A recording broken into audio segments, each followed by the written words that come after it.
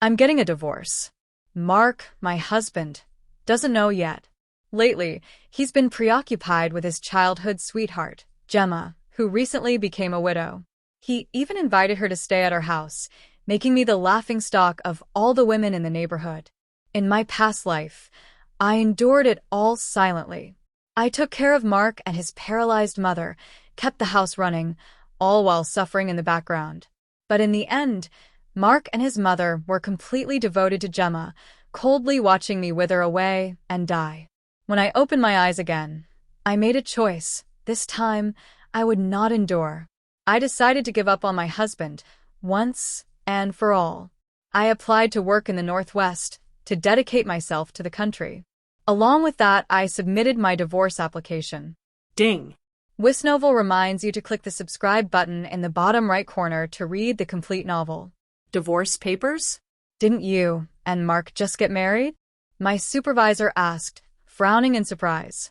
Getting divorced after just over a year seemed rare, especially in the 1980s. We're not compatible, I answered coolly. We'd end up divorcing sooner or later anyway. Does Mark agree to the divorce? He asked.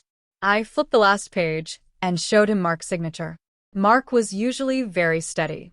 I hadn't expected him to agree, but when I handed him the papers, a guard knocked on the door. Lieutenant, Miss Gemma Everly has arrived and is waiting outside. The mention of Gemma's name made Mark sign the papers without even looking at them. My supervisor double-checked the signature, then sighed.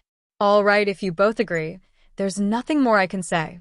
However, since you're divorcing so quickly, they may send a mediator to attempt reconciliation. Seeing he had relented, I handed him my application for the Northwest Development Project. He looked surprised but sighed again. If you're sure about this, that's fine. Mark's mother is quite a handful, too. Going to the Northwest might be good for you. Everyone knew my mother-in-law was difficult to deal with. I smiled and told him that helping to develop the country's Northwest was also one of my father's final wishes. He always wanted to contribute to the nation.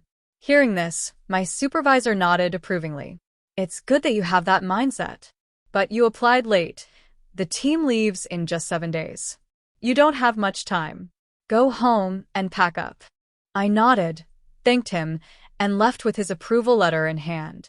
For the first time in ages, I felt lighthearted. Had I known that divorcing Mark would be this easy, I wouldn't have allowed him to trap me for a lifetime.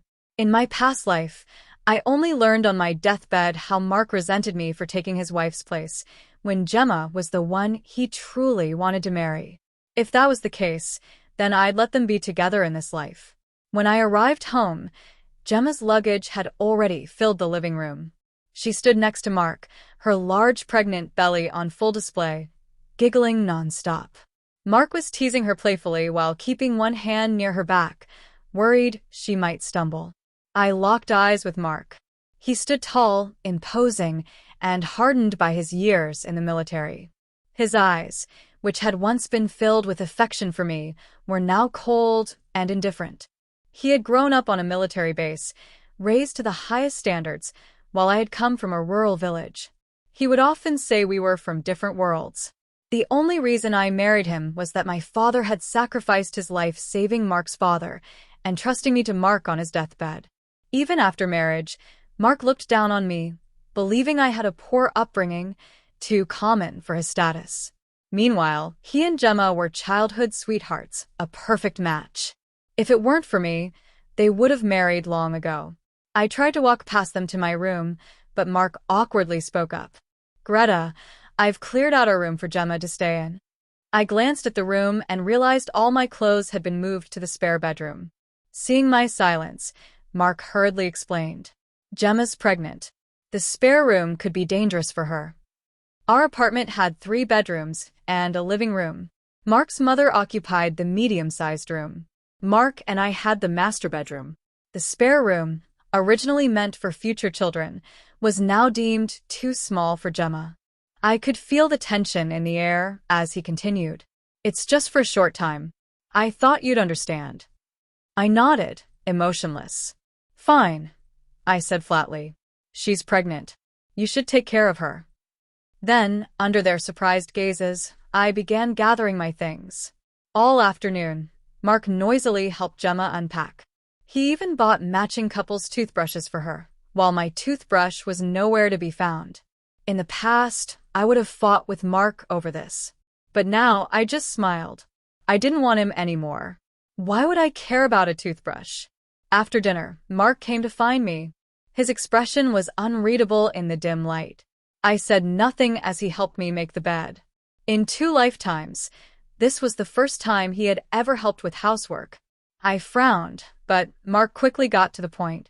Greta, I may not be able to contribute to household expenses this month, he said, his face reddening. Gemma's pregnant, and her health isn't great.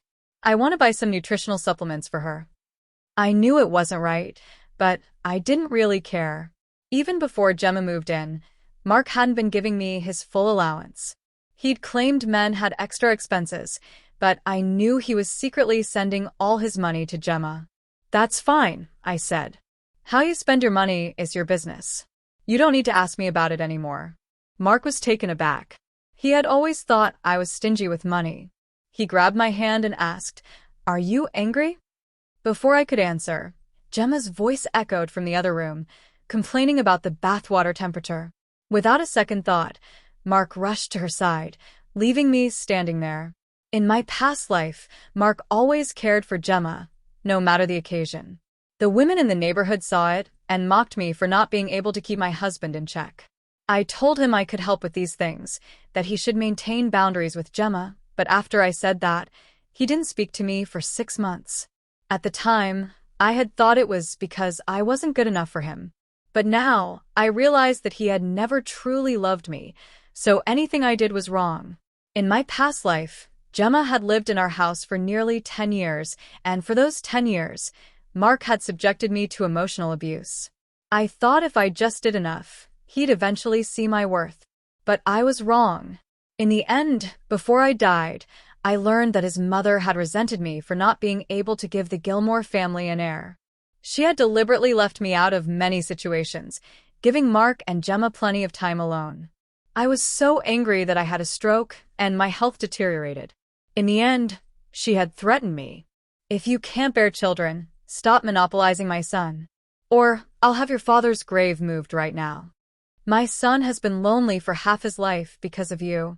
Now make room for Gemma immediately. What right do you have to be the Gilmore family's daughter-in-law?" It was then that I realized the truth. Because I couldn't get pregnant, his mother had always resented me, believing I was physically incapable of fulfilling the Gilmore family legacy. Gemma, however, won his mother's favor because she could bear children. I hated them all. I refused to sign the divorce papers, but his mother escalated things by having my father's grave dug up, threatening me with it. In the end, I was literally driven to death by their cruelty. Soon after my death, Mark and Gemma got their marriage certificate. I was buried without a care, as if I never mattered. Now reborn, I swore to myself I would never care about any of them again. The bedridden mother-in-law? Let someone else take care of her. The cold, indifferent husband? Whoever likes him can take him. In this life, I was going to live for myself. The next morning, Gemma whined with a fake pout. "Why aren't there any eggs?" "I don't care if I don't get enough nutrition, but the baby needs its vitamins." Mark glared at me coldly, demanding, "Why didn't you boil eggs for Gemma?" I counted off on my fingers, explaining to him, "You bring home 30 pounds a month. Half of that goes to your mother's medication. Your mother's a picky eater, insisting on meat for every meal, which costs another 8 pounds a month. To keep up with your nutritional needs, I boil you a free-range egg every morning. I bought 30 at the start of the month, which cost another 2 pounds. So tell me, with only 5 pounds left, where am I supposed to conjure an egg for her?" The money he gave was insufficient, and he expected me to cover the shortfall. Not only did I take care of the household, but I also worked odd jobs to barely make ends meet. Mark had always thought his 30 pounds was more than enough, but when faced with my calculations, he fell silent. Finally, he grimly said, "Give my egg to Gemma." With those words, I turned and walked into the kitchen. Gemma kept thanking Mark profusely. "Oh, Mark, you're so good to me." "It's nothing," Just what I should do, Mark replied. The two of them exchanged glances over breakfast, as if I were invisible. I pretended not to notice and ate quickly, keeping my head down. Just then, someone entered the house. Lieutenant Gilmore, the newcomer called. Why is your wife drinking rice water while this woman is eating eggs? Is this how you treat your wife? I looked at the badge on the newcomer's chest, realizing he must be the mediator sent to intervene. Mark looked confused and immediately turned on me. Greta, who is this? Before I could respond, Gemma spoke in a fragile voice. Greta, I know you're unhappy about me moving in, but to bring in another man to back you up like this? Where does that leave Mark? If you dislike me so much, I'll leave as soon as I can, she added, letting a delicate tear fall. Mark's heart ached for her, and he glared at me accusingly. The mediator's anger flared. Don't you dare spread such lies. Mark fixed me with his cold gaze. I knew he must have believed Gemma's words. The mediator tried to explain on my behalf, but I shook my head. Let him think what he wants. No matter what I say, he always assumes the worst of me. The mediator said, Greta, don't be afraid. I'm here to uphold justice for you. If anyone's been bullying you, just say the word. For some reason, hearing those words enraged Mark. He grabbed the mediator by the collar, about to strike him. I rushed to stop him. He demanded, What's your relationship with him, Greta? He's standing up for you. Do you think I'm dead? My heart turned to ice. Every day, I had risen early and gone to bed late, caring for his bedridden mother, managing the house, and working odd jobs to support the family. And yet, in his mind, I still found time to cheat. I stared at him coldly. We glared at each other, both of us too stubborn to back down. Seeing the tension, the mediator sighed. If that's how it is, I don't think mediation will help. Divorce would be better. Divorce? Mark demanded. Gemma suddenly clutched her belly, moaning in pain. Mark immediately rushed to her side, his attention fully on her as he soothed her. The two of them embraced, as if I were invisible. After a while, Gemma's face still twisted in pain, and Mark scooped her up and rushed out the door. Gemma insinuated that I had poisoned her breakfast. And Mark absurdly believed it. Before leaving, he warned me, Greta, don't let me find out you tampered with her food. Otherwise, don't blame me for disregarding our marriage. Hearing those words, I had to grip the table to keep from collapsing. In his eyes, I was petty and vicious enough to poison a pregnant woman. The mediator reached out to steady me. There's no point in mediation. Don't worry. The divorce papers will come through in a few days. With that confirmation, I felt a wave of relief wash over me. Now I was certain. I had to leave Mark Gilmore. Time and again, Gemma slandered me, and he never once chose to believe me. The human heart is made of flesh, and this is how it gradually loses hope. After seeing the mediator off, I turned and found Mark's mother in her wheelchair behind me. Divorce? Is this your lover from outside? You've betrayed my son, carrying on with other men? I gave her a cold look. She shrank back, losing her earlier bravado. I will divorce your son, but I have never been unfaithful to him, I reminded her. Mrs. Gilmore always had a big mouth. If she thought I was cheating, by tomorrow, the whole estate would know. In my past life, I had merely worked outside the home to earn money, but she insisted I was seeing someone. She embellished the story and spread it to everyone on the estate. Soon my reputation was ruined. No one wanted anything to do with me. When I told Mark, he said, Why can't you make friends like everyone else, Greta? Think about it. That drove me into depression. For a long time, I had been on the verge of ending my life. But in this life, I absolutely refused to destroy myself again. Ignoring his mother's glare, I went to my room to pack. Mrs. Gilmore continued her snide remarks in the courtyard. Can't have children yourself, so you go after a pregnant woman's baby. Some people are just that wicked. I smiled to myself. What good is it to have children? If I gave birth to someone like Mark Gilmore, I'd probably regret it for the rest of my life. For several days, Mark didn't come home. In that time, someone delivered the divorce papers. When I finally saw Mark again, I thought I was seeing things. He rushed back, looking travel-worn, and explained to me, guilt flickering in his eyes. I was wrong to blame you that day. Gemma was just experiencing normal contractions. Mark placed a few chocolates in my hand. He rarely treated me well, let alone bought me such expensive chocolates. The only person he'd be so generous to was Gemma. He watched me carefully, his eyes full of expectation. I ignored his gaze and casually placed the chocolates on the table. As I stood up, Mark grabbed my wrist. "Why aren't you eating them?" I pulled away, stepping back. "Why should I?" he said anxiously. "Don't you love them? I bought them for you. Why won't you eat them?" Only Mark would assume I loved chocolates. Mark had always thought that because I came from the countryside, I hadn't seen many nice things. When we got engaged, he gave me a chocolate that Gemma loved. He thought that if Gemma loved it, I must like it too. That day, he looked at me with the same hopeful gaze, and to save face, I forced myself to swallow it in front of him. He always believed I truly enjoyed these city treats. In reality, I despised the cloying sweetness. I ate it back then because it was from him, but now, the thought of it, how many times he must have given chocolates to Gemma, made my stomach churn. I pushed past Mark and rushed into the bathroom, doubling over in the toilet as I threw up. Mark stood in the doorway, his expression dark. Not long after, he moved my things back to the master bedroom and pulled me along, insisting we sleep together. Thankfully, I had prepared 2 separate blankets, so we slept on opposite sides of the bed. After a long silence, Mark finally spoke. "Greta, Mom wants you to go to the hospital for a checkup." I frowned in the darkness, wondering what his family was up to now. Then Mark explained, "We've been married for so long without a child. You should get checked to see if there's something wrong with your body."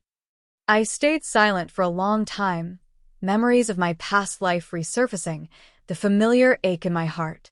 I finally said, "Okay, I'll go for the checkup. But to be safe, you should get checked too to see whose problem it really is." I reminded him, after all, both men and women are responsible when it comes to pregnancy. Mark didn't dwell on it, confidently assuming there couldn't be anything wrong with him. But in my past life, I had already gone to the hospital behind his back. The test results showed I had no issues, but I kept it from him to protect his fragile ego. The next day, after our checkups, we unexpectedly ran into Gemma at the hospital, there for her prenatal care. Mark explained why we were there, and Gemma laughed, covering her mouth. "Mark, you can't force having a baby, you're too impatient. But I have some secret tips. You go out first, and I'll quietly tell Greta. It'll help her get pregnant sooner." I immediately refused. "I don't want to hear it. You don't need to say anything." My instincts told me Gemma didn't have my best interests at heart. She clearly wouldn't share anything helpful with me. But Mark stopped me. "Greta, I want to have a child soon. Listen to what Gemma has to say. It won't take long." With that, he left the room, closing the door behind him. I looked at Gemma warily. She came over and took my hand, holding it intimately. I pulled my hand away, feeling uncomfortable. Once Mark was far enough, her expression changed completely. "Greta, do you think you or I will win Mark's heart?" she asked, her eyes full of triumph. In my past life, despite being Mrs. Gilmore for decades, Mark's heart had always belonged to Gemma. Even now, she was still the one he adored, even while pregnant with another man's child. But suddenly I smiled. "If you want to win, go ahead. Take Mark," I said. I turned to leave, but Gemma grabbed my wrist. "I'll show you today who Mark really belongs to," she hissed.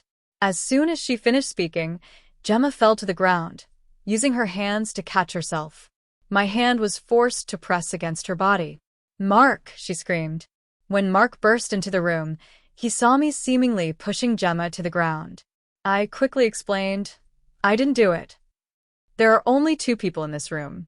If you didn't do it, are you saying Gemma fell down by herself?" Mark shot back. I replied, "Well, you'll have to ask her that." Gemma pulled her hand away, her voice trembling. "Blood.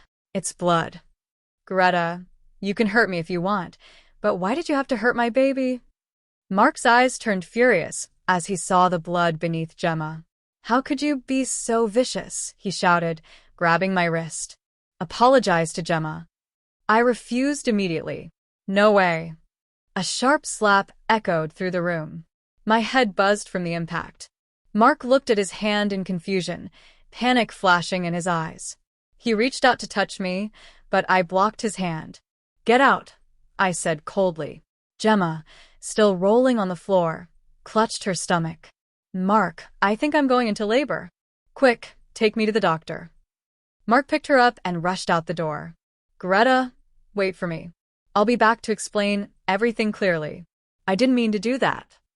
Whether he meant it or not, I no longer cared. For Gemma, he slapped me. In my past life, even my father never laid a hand on me. This slap I would remember. And I knew he wouldn't be back quickly. Whenever it came to Gemma, he panicked. Staying with her during childbirth would take at least half a day. The main group for the Northwest construction project was leaving today. I didn't wait for Mark as he asked, but left the hospital directly. At the corner, the doctor handed me my test results. Just like in my past life, all my indicators were normal. Without any change in expression, I placed the report and the divorce papers in the most conspicuous place at home. Then, without looking back, I left. After sending Gemma into the delivery room, Mark unknowingly walked toward the exit. Gemma grabbed his sleeve. Mark, aren't you going to stay with me? Mark looked at Gemma's hopeful eyes, anxiety creeping into him. He also wondered how Greta was doing. He placed Gemma's hand back on the hospital bed and left directly. I'll go check on Greta first. Gemma lay in bed, gripping the sheets tightly. Mark searched the hospital several times but couldn't find me. The doctor finally frowned and said, Are you looking for the lady from earlier? She's already left. He scolded Mark. Your wife is giving birth, and you're still entangled with another woman? How could you be doing something so foolish? Mark felt as if the ground could swallow him up. He weakly defended himself in a soft voice. The pregnant one isn't my wife. He couldn't understand why, but since bringing Gemma here, people had started to mistake them for a couple. He wanted to correct the misunderstanding, but Gemma had always pulled him away, flashing a smile and saying the innocent need no explanations. Why waste words? He had believed her and never questioned it. But just now, instinctively, he had wanted to set things straight. Mrs. Gilmore is Greta, not anyone else. After the conversation, Mark returned home, but as he searched the house, he couldn't find Greta anywhere. He entered their room and noticed that the bag Greta's father had given her was gone. Guard, he called, his voice sharp. The guard entered. Lieutenant, it seems the madam left with some belongings. Mark's mind raced. Greta never just wandered off. She had always stayed home, cooking for him, or caring for his mother. She had never made any friends. How could she just leave without saying a word? Why didn't you tell me? Mark demanded, his voice rising. The guard trembled but replied carefully. Last time you argued with your wife, you said not to report her movements to you anymore. Mark froze. He had indeed said that in a fit of anger, but he never expected Greta to leave without a word. After the guard left, Mark collapsed onto the bed, dazed and confused. His mother called out to him, but he didn't respond. Has Greta left? His mother asked. Mark, I think this is for the best. After all, you only married her out of obligation. Besides, what use is a hen that can't lay eggs? Mrs. Gilmore's harsh words cut through the air. Mark, still reeling, weakly asked his mother to stop. She was cursing Greta like this while he was still in the room. He couldn't imagine how Greta must have felt, how humiliated she must have been after he left her. Don't you dislike her? Mrs. Gilmore pressed. Now you can be with Gemma. You two grew up together. You know each other so well. Mom, I never thought about separating from Greta, Mark suddenly shouted, surprising himself. This was the first time he had ever defied his mother for another woman. Mark had always disliked Greta's lack of culture, her mannerisms that seemed crude to him. But her father had saved his father's life, and out of obligation, he had married her. He couldn't bring himself to leave her or face the judgment of others. Mark sat lost in thought for a moment, then abruptly stood up, determined to find Greta. As he left the room, He saw a man standing at the door, Greta's so-called lover. The mediator handed Mark a document. "This is the extra guarantee letter from Greta." Mark took the document, only to be shocked by what it said. "I, Greta Thornton, voluntarily participate in the Northwest Development Project. If any accident occurs, I will take full responsibility and no one else will be held accountable." Mark grabbed the mediator by the collar, his eyes bloodshot with rage. "Greta went to the Northwest? How is this possible?" he shouted. "I'm her husband. Doesn't she need my consent to go? What's wrong with your procedures?" The mediator sneered. "You still remember you're her husband? You give others eggs while your wife eats plain porridge. Have you ever noticed how many grains of rice were in her bowl? Also, didn't Greta give you the divorce certificate? You're already divorced, so she can go wherever she wants." Mark's mind exploded. Greta had gone to the Northwest, and she had divorced him. Why hadn't he known about this? He had noticed Greta's strange behavior recently.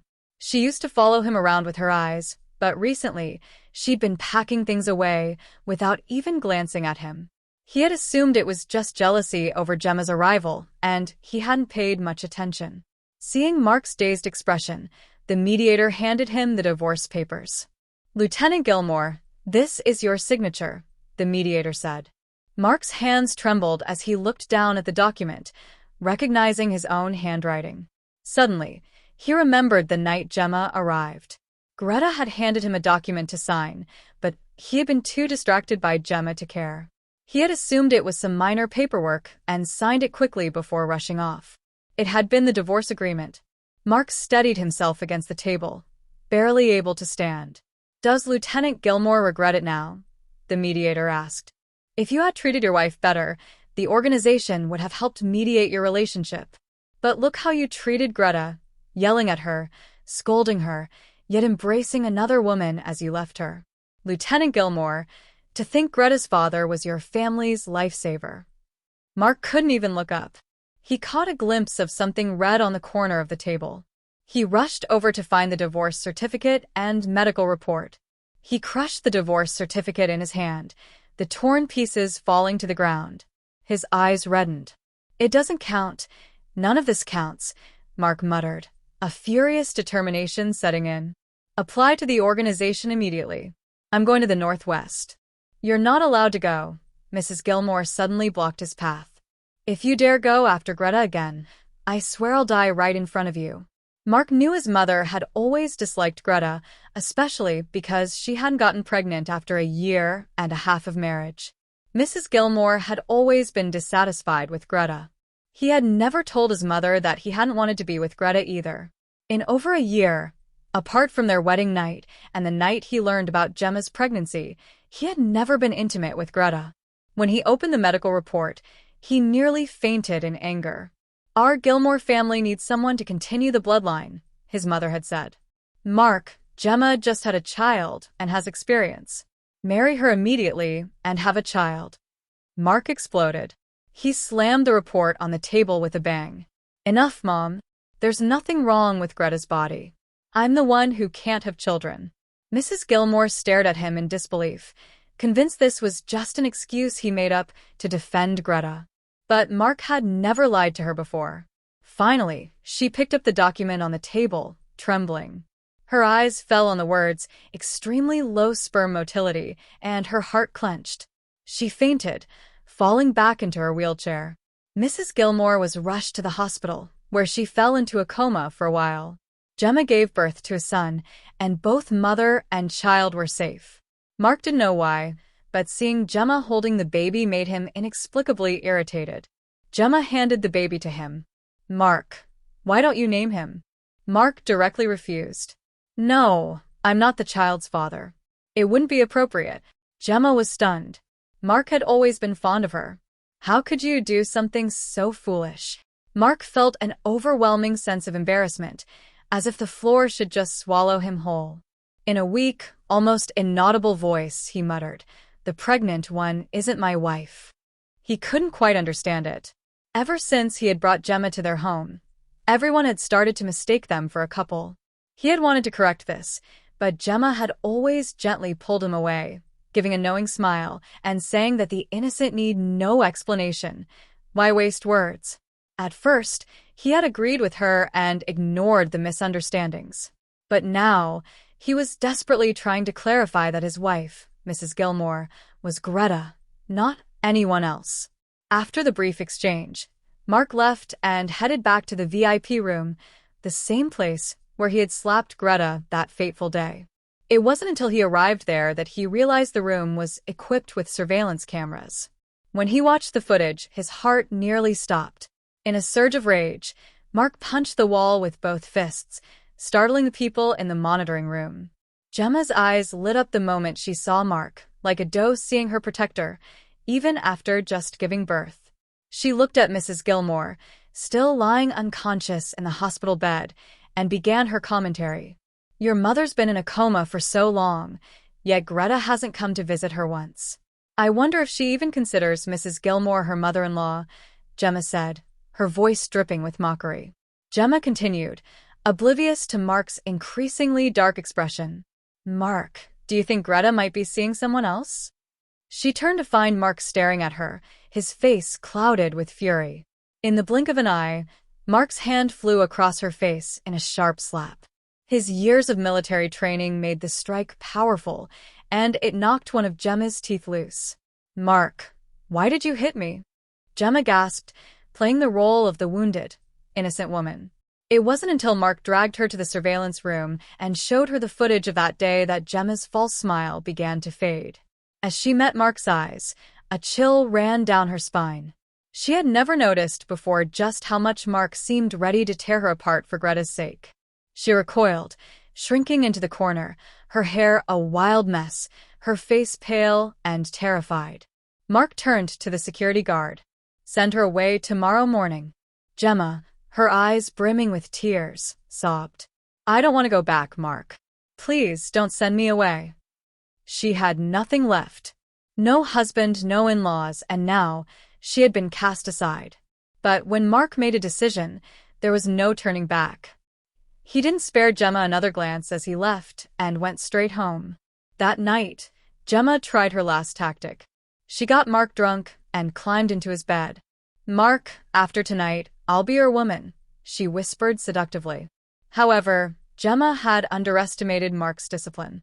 Even drunk, Mark threw her out of his bed with one hand. Her plan backfired, and she ended up breaking a rib in the fall. But Mark had always kept his promises. He had people remove Gemma that very night. Lying in bed, Mark realized something unsettling. Gemma's things were everywhere. The bedsheets Greta had bought, Greta's towel, and even Greta's toothbrush, all piled in the corner. His heart ached with unbearable pain. The only thing Greta had left behind was her diary, where she had marked the countdown. He opened it to find the page from the day he signed the divorce papers. Greta had first drawn a heart, but then crossed it out. Mark, shaken, called the guard. What day was that? He asked, his voice strained. The guard replied, I believe it was Miss Greta's birthday, and also the anniversary of her father's death. Her father's death? Mark asked, his voice hoarse with realization. How could I have been so foolish? Before Greta had given him the divorce papers, she had invited him to dinner. If he had agreed, would she have changed her mind? Would she have chosen to stay, to not leave him? But he had refused her.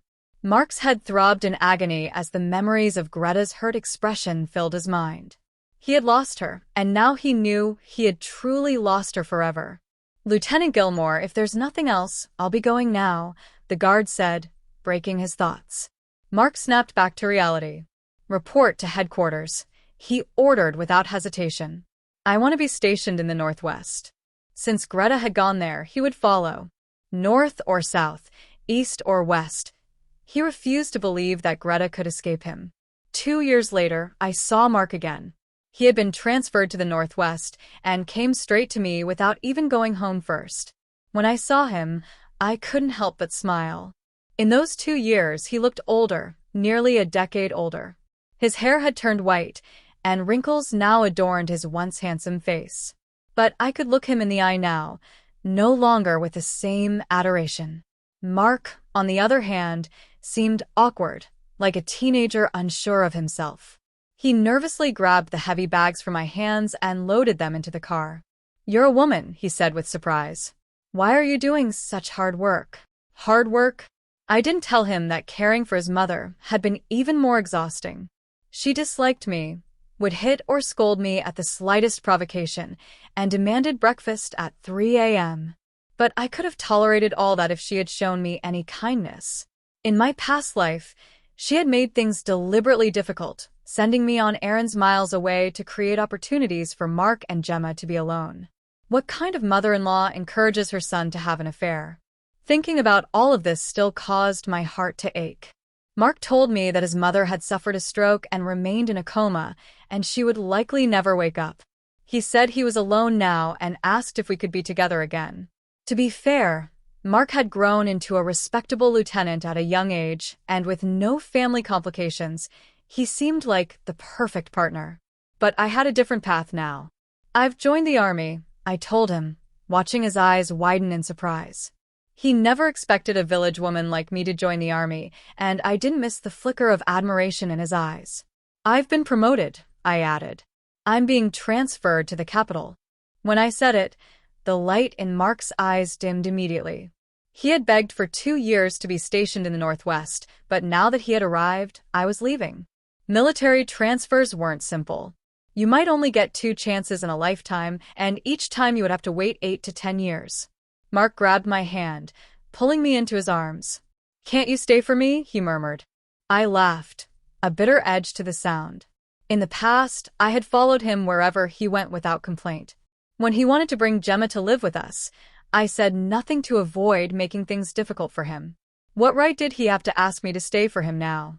I shook off his hand and said coldly, "No, Mark. We have no relationship anymore." I pulled an invitation from my bag. "I'm getting married," I said, looking him in the eye. "You're welcome to come." The transfer to the capital was my fiancé's idea. We had fallen in love at first sight, and both of us had been promoted for our excellent performance. Mark stared at the invitation in my hand, his eyes red, his hands trembling, unable to grasp the paper. I pressed the invitation into his palm, stepped into the car, and said, "Goodbye. Goodbye, Mark Gilmore." He stood rooted to the spot, clutching his chest, before coughing up blood. But I never looked back.